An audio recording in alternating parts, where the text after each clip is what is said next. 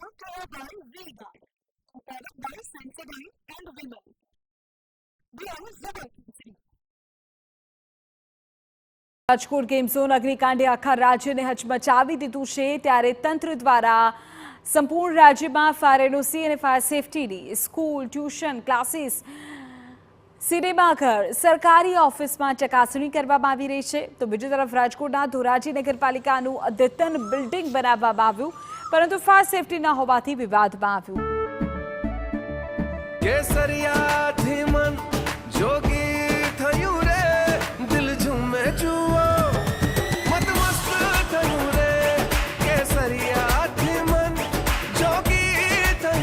हर पल मनाओ केसरी त्योहार विमल बोलो जुबान केसरी।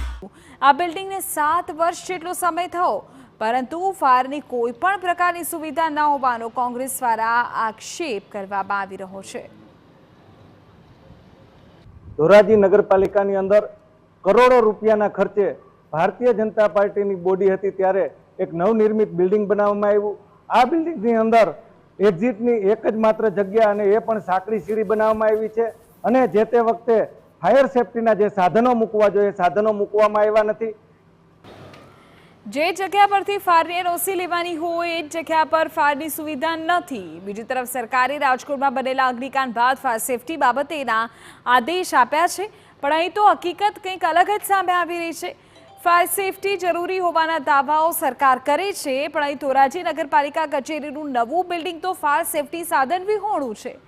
અહીં જો કોઈ દુર્ઘટના બનશે તો જવાબદાર કોણ?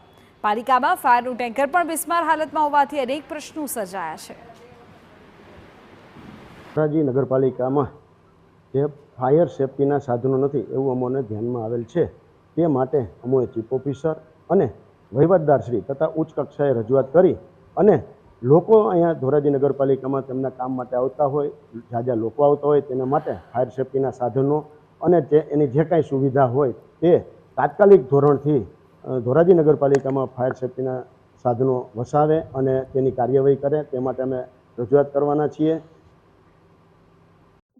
by Vega, a product by Sensodyne and Vimal. Beyond Zubber.